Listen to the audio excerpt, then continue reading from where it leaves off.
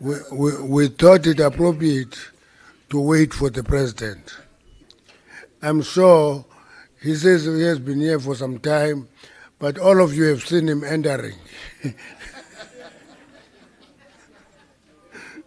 So there's a difference between facts and the narrative, you know. It's not the same. So we're going to start now. Thank you very much for your patience. What we are going to do for a start, we'll allow the president to give us the opening remarks and allow the media to leave. Then we proceed with the meeting normally as the agenda stands. Every other formality we'll do after that. President, please. You may be wanting to give us an opening remarks.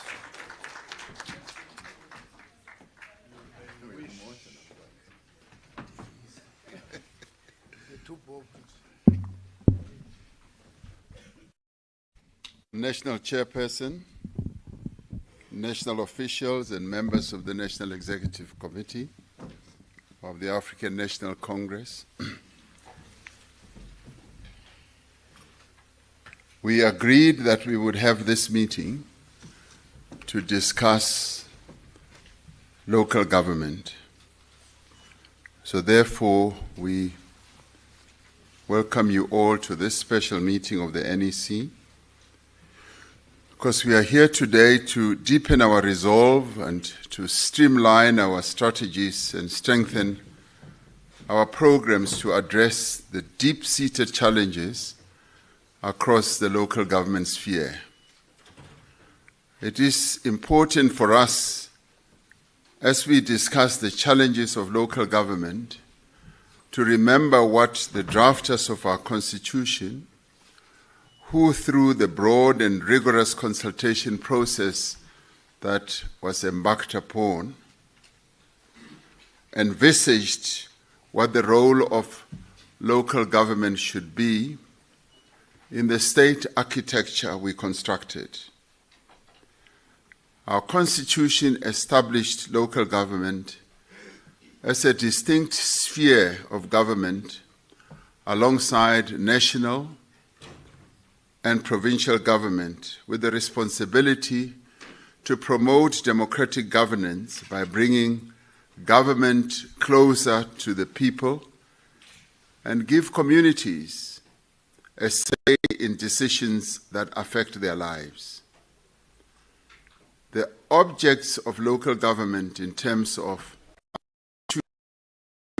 include providing democratic and accountable governance, ensuring sustainable service delivery to the people of South Africa where they live, promoting development in the areas where they live, promoting a safe and healthy environment, and encouraging community involvement, particularly in the decisions that are taken that affect their lives.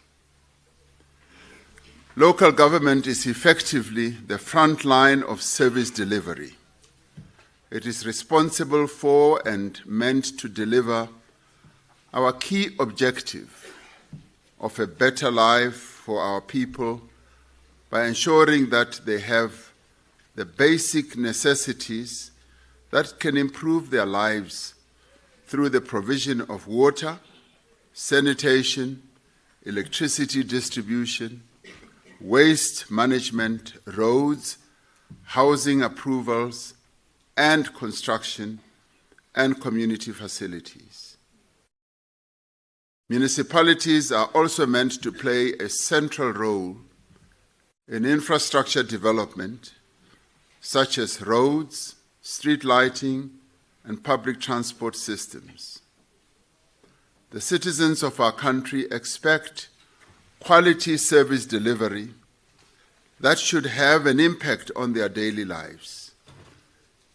It is this that determines our people's trust in government at local, provincial, and national level. One of the key functions of our municipalities is to promote economic growth by creating conducive environments for investment and business development. Investments and businesses, as I often say, do not take place at the union buildings or at Steenhuis. They happen at local government level. Through local economic development initiatives, local government is meant to focus on supporting job creation, especially in our cities, in our towns, in our townships, and in our rural areas. The dictum of the people, for the people, and by the people is best expressed at local government level, as that structure is the closest level of government to the citizens of our country, ensuring direct participation in government. Political tools such as the Integrated Development Plans, IDPs, including the development of budgets, require community consultation, ensuring that people's needs do shape municipal priorities. Ward committees and public meetings strengthen participatory democracy. In reality, municipalities need to act as developmental agents, addressing our challenges of poverty, inequality, and unemployment. They implement social protection programs for indigent households, a process which we should address as one of the key priorities of reducing the cost of living that our people are suffering under. Provision of housing support and community upliftment initiatives are the terrain and the responsibility of local government. Local government should be the rock bed of ensuring accountability through elected councillors who represent communities working together with a professional and capable civil service cohort. Municipal oversight structures should vigilantly monitor budgets and how money at local government is spent. They should monitor service delivery and should also ensure that corruption does not take place. Transparency in local decision-making should strengthen trust in government. It should also strengthen trust in political parties that contest for the support of the people. It should also strengthen the trust in elected leaders and also the democracy project and reduce the alienation of our citizens. Municipalities are central in responding to emergencies and disasters such as floods, fires, which we have experienced in many parts of our country, especially in KZN, the Eastern Cape, and parts of the Western Cape, as well as Northwest. Municipalities should have effective disaster management plans, capabilities, and they should defend and support communities against climate change, vagaries, and environmental changes or challenges. Local government plays an important role in nation building by engendering a sense of belonging and shared identity among citizens through the provision of inclusive living, entertainment, cultural expressions, as well as establishing places of sports. Local government should play a role in social cohesion, reducing any form of tensions in communities by addressing inequalities and providing platforms for dialogue at grassroots level through the consultation processes that our Constitution calls for. The Auditor General of South Africa, in characterizing the role of local government, has said the South African Constitution envisaged that citizens will live in cities, towns, and settlements where they have access to clean water, sanitation, electricity, refuse services, and good roads and infrastructure. She continues by saying that they will live in a country where their elected representatives in councils will ensure that the rates and taxes that they pay and the funds provided by national government for basic services and infrastructure development are accounted for and used for their intended purpose. The role of local government is set out in our constitutional architecture and correctly described by the Auditor General, therefore paints a blueprint of what type of local government the people of South Africa expect. And this is what we need to discuss here and truly ask ourselves whether in what is happening throughout the country in our local government structures, we are living up to what is set out in our Constitution and also living up to the expectations of our people. Local government is often where citizens first and foremost frequently interact with government. It is the sphere of government which has the most direct impact on people's lives by delivering quality basic services and safe, affordable public or social infrastructure. The ANC has, over the last 30 years, largely succeeded in widening access to basic services, whether people like it or not. It has also improved lives of millions of people across the country by implementing policies that were directly directed at improving the lives of our people. Racially based access to services such as water, sanitation, houses, transport, health services, and others have been removed from the statute books. Despite this real progress, certain apartheid economic and spatial legacies still influence how people experience and interact with government. An examination of the current state of local government in our country paints a truly concerning picture.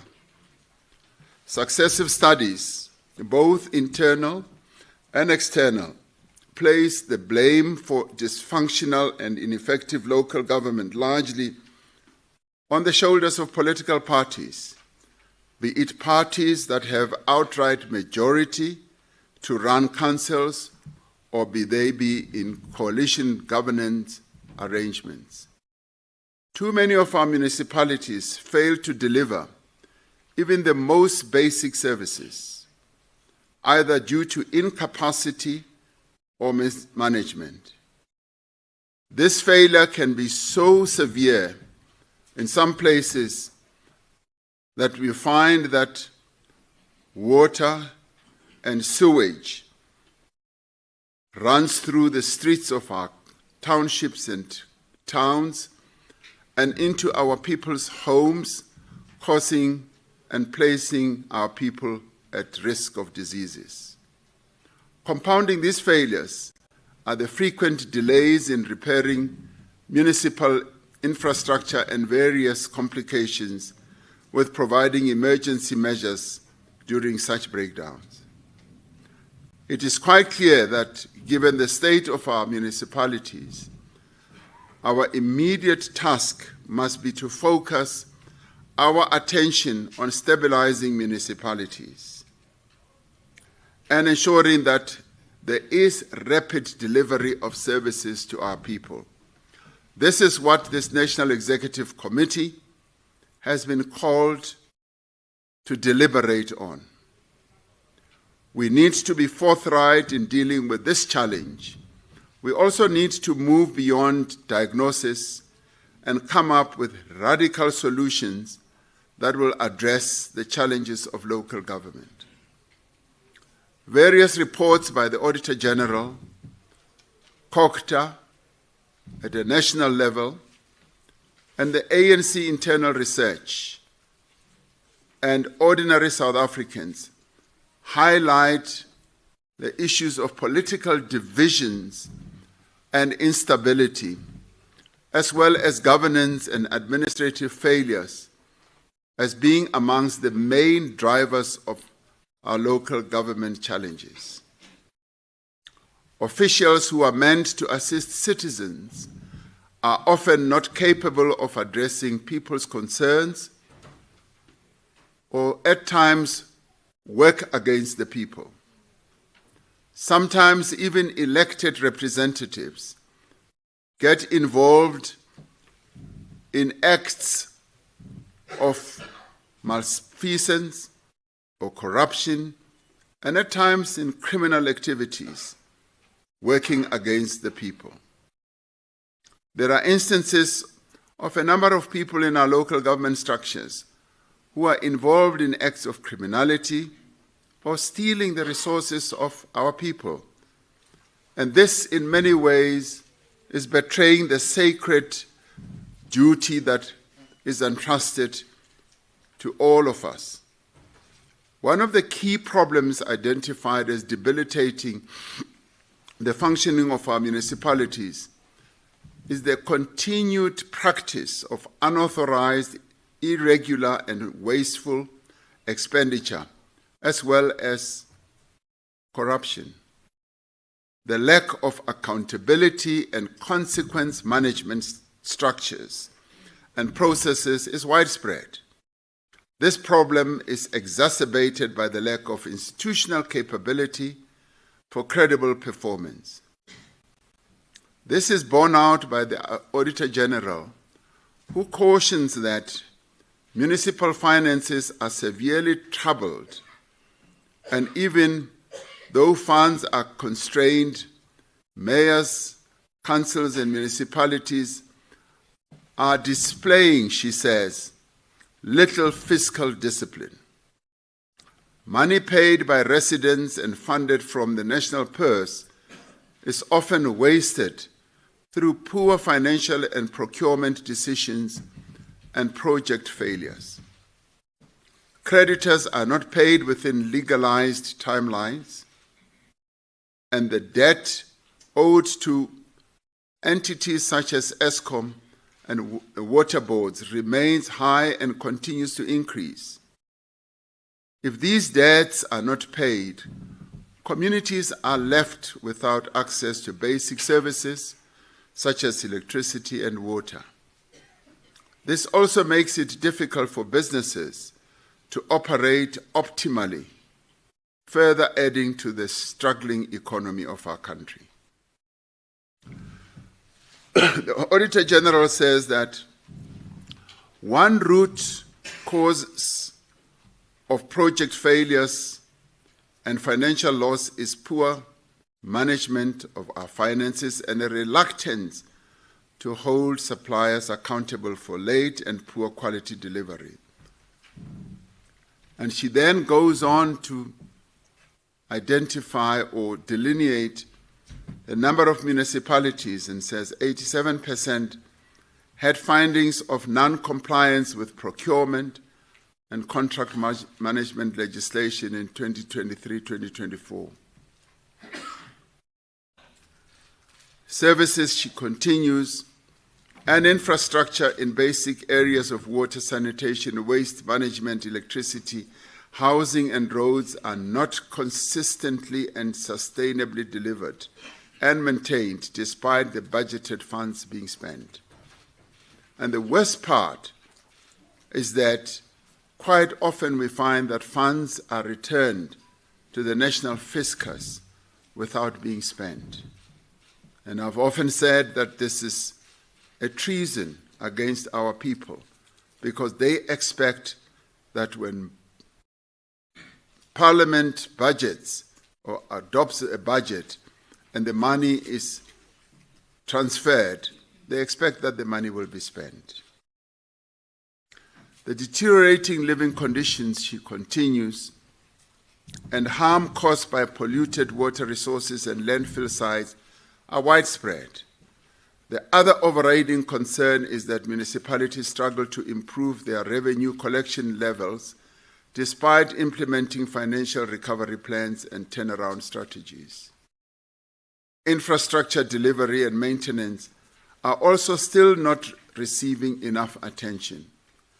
The lack of accountability at most metros as well is clear from the slow response to that they observed.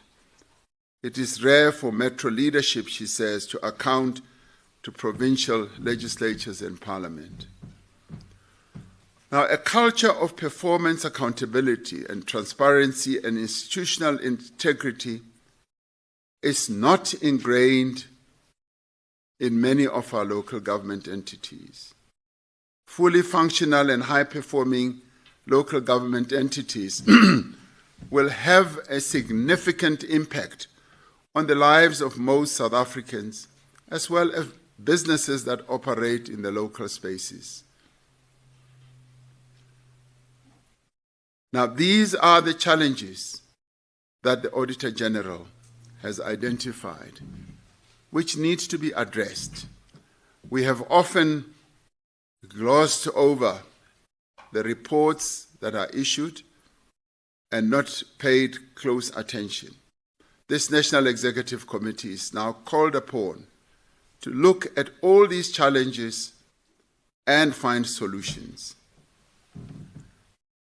Now, some of the challenges, or many of them, are often caused by poor or inadequately skilled personnel who lack the required skills to address our people's concerns.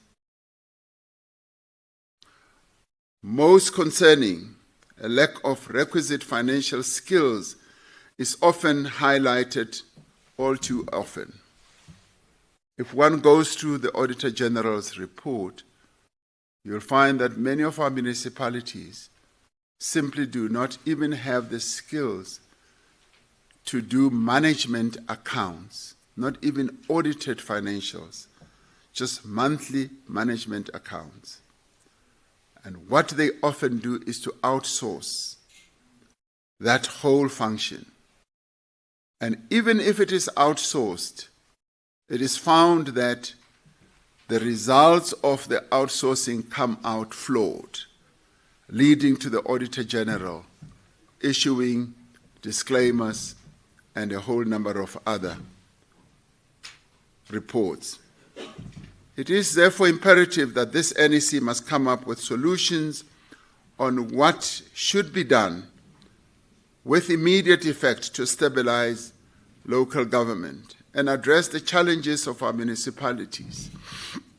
For starters, one of the frequently asked stated complaints is that ANC councillors do not hold public meetings, they do not engage communities, and do not give feedback to give credence to the consultative nature of what a local government structure should be like.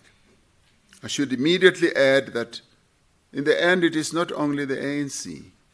We're finding that in many parts of the country, we do not see public meetings that are held to inform our people about the activities of local government.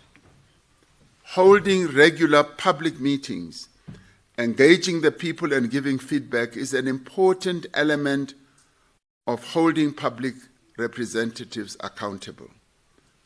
We must immediately and without fail strengthen consistent engagement with our communities and report backs to communities and ensure that we rebuild trust between the ANC public representatives and the people that they serve.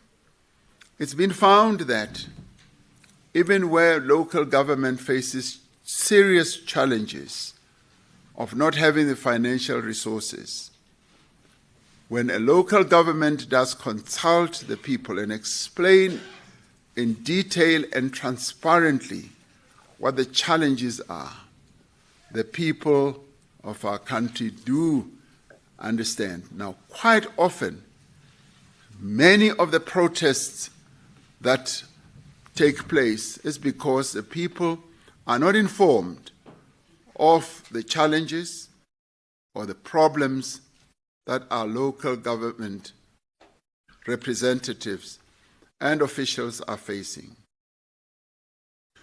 Now, this is going to require collaboration to solve problems such as those between communities, civil society, government, organized labor, and business in every locality.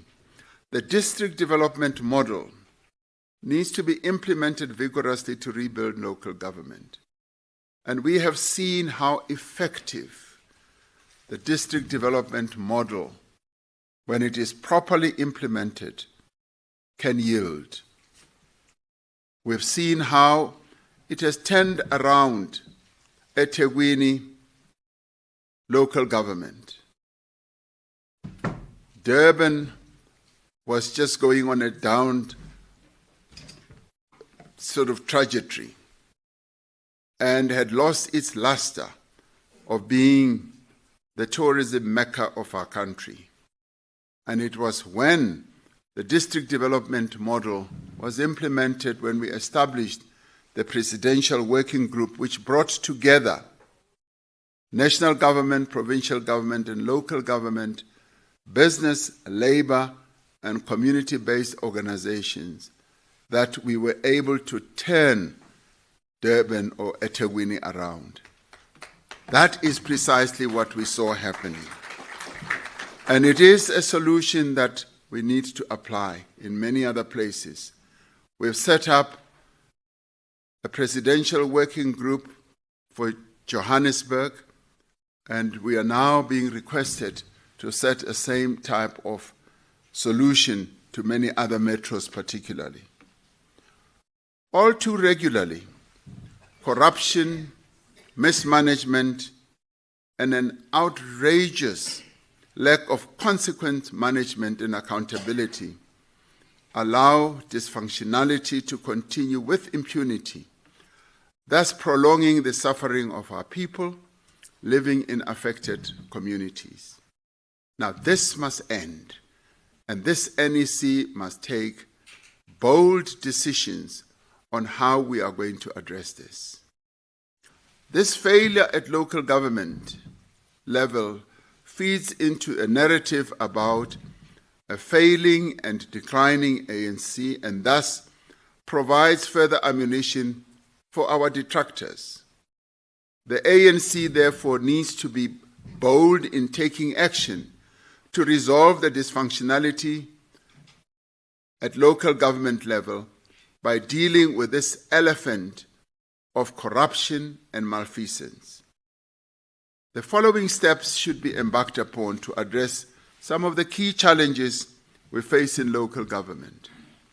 The ANC must ensure that our candidate selection methods for the forthcoming local government elections produce capable, qualified candidates of impeccable and moral standing. Much as we are standing here and talking as the ANC, we even say, and I said it yesterday as president, that I'm calling upon all political parties, when they deploy candidates for local government, even as we will compete with them vigorously and win, they must deploy people who are capable, people who are well-skilled and knowledgeable about local government, and particularly about the challenges that our people are facing. Our movement must also insulate our candidate selection process against interference and malfeasance ourselves. Membership of the ANC comes with rights and duties. Part of those duties is to protect the stature and image of the ANC, but more importantly, to protect the interests of our people. But what is more important is that if the conduct and behavior of anyone deployed acts against the interests of our people through abusing or stealing the resources of the people and harms the standing of the ANC must take steps without delay to take action. We often delay for too long, and this harms the standing of the ANC. Much of the instability at local government is attributed to volatile coalitions.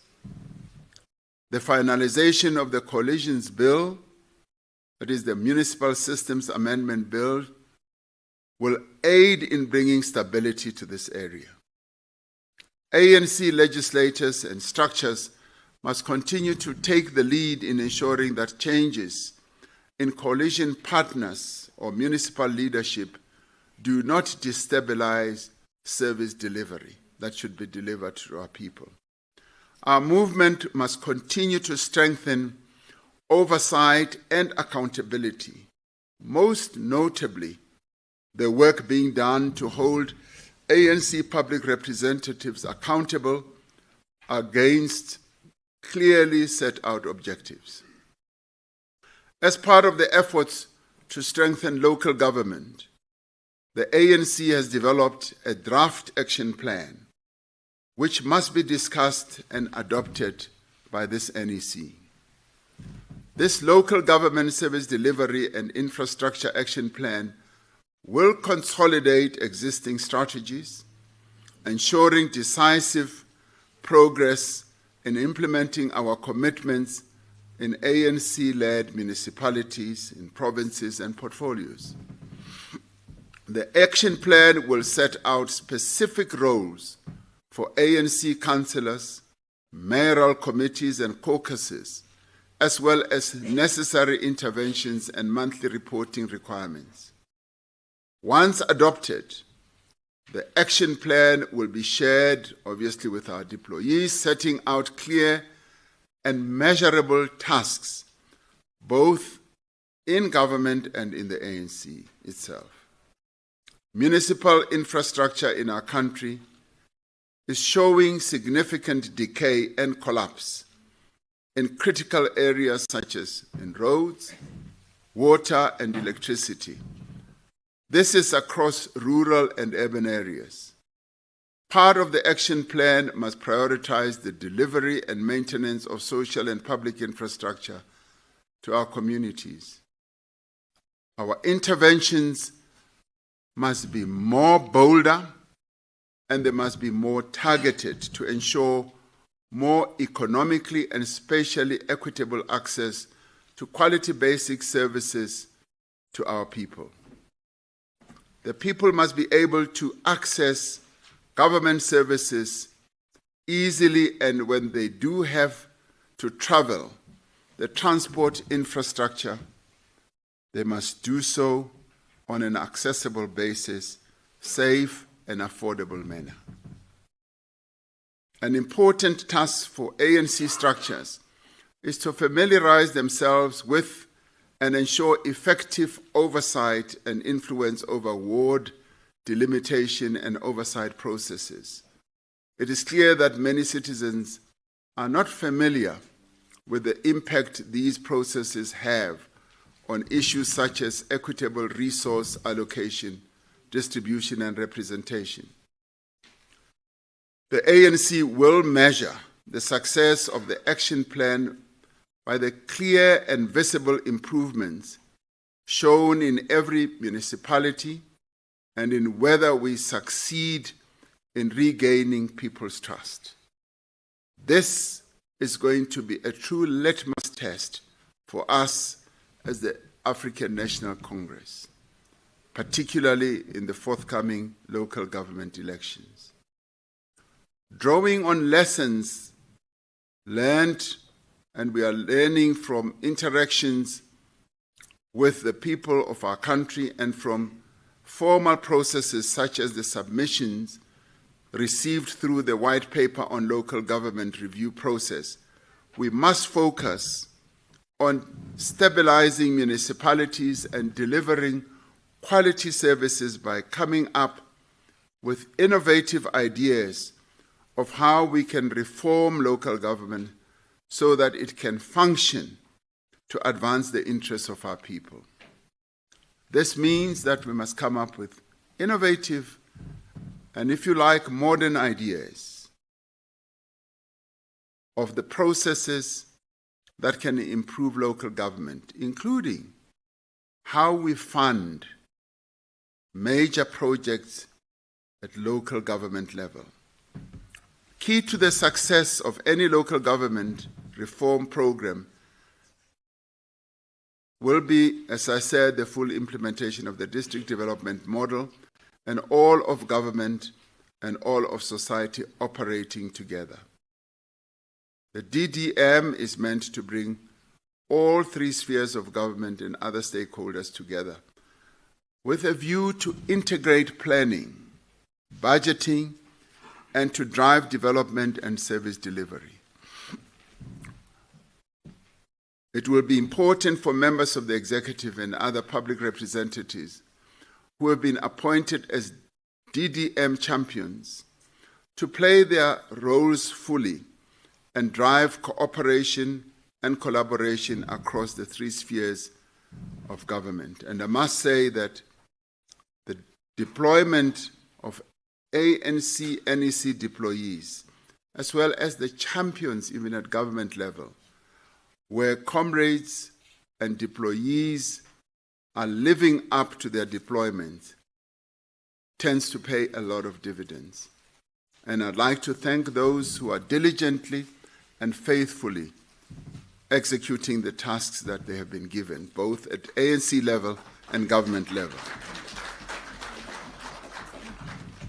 One of the other discussions that we must have is to discuss the funding of municipalities.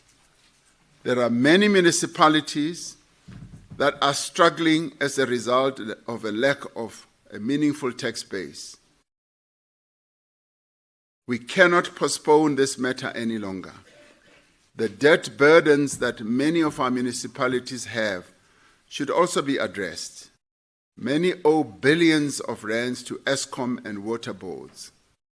But at the same time, government entities also owe municipalities billions of rands. Effective solutions must be developed to deal with this problem. The ANC must be bold in dealing with the challenges that our municipalities are facing. And this NEC must be decisive to rebuild our local government. Local government, in the end, is the heartbeat of our country's democracy. It shapes daily life, it drives local economies, and ensures that governance is responsive to our people's needs. Strengthening municipalities or local government is central to achieving both the NDP, the Agenda 2063, and the Global Sustainable Development Goals. We must therefore be firm in holding our local government deployees and officials to a much higher standard of performance and accountability, and must strictly hold the 4,853 of our ward and PR councillors to their legal duties and requirements set out in the action plan. In the end, we should be clear and firm on saying that if people who are deployed do not execute the tasks that they are deployed for, they must be removed without any fail. If people who are deployed get involved in acts of malfeasance and stealing money from the public purse, they must also be removed without failure. And this is the real heart of accountability and consequence management. We all need to now know that if we do not act in accordance with what we are expected, and if we do not give high performance for the tasks that we are meant to execute, all of us, all and sundry, be it elected officials or representatives rather, or appointed officials, we should now know that the concept of consequence management and accountability is now going to have big legs, and people will be held accountable. And the evaluation processes of what we do will also get into top gear to ensure that we do, in the end, do what our people expect. Failure to perform will have dire consequences for our people. The ANC must lead from the front to address this challenge. We have addressed many difficult challenges in the past, difficult challenges that many people thought would collapse the ANC, and those challenges did not, as we addressed them. I do believe that we can do this, and in the end, we must do this. We must act not only in the interests of the ANC, but in the interests of our people. The ANC is a servant of the people, and that servanthood is fully exemplified at local government level. So this NEC, therefore, as it meets this weekend, must focus on this issue of local government. I thank you.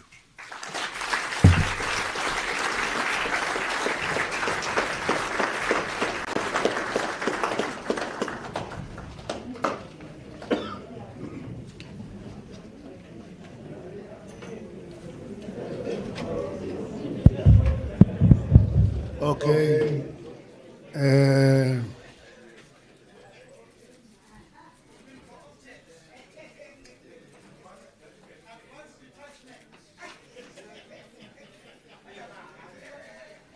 Masanza Ngolhlobo, may we request members of the media to leave?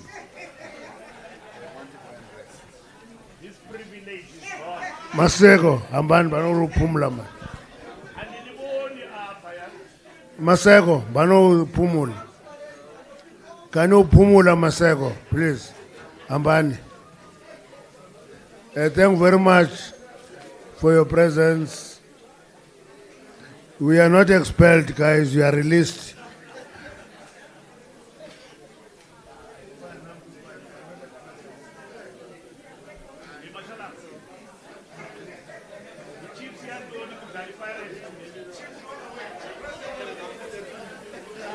Guys, get moving.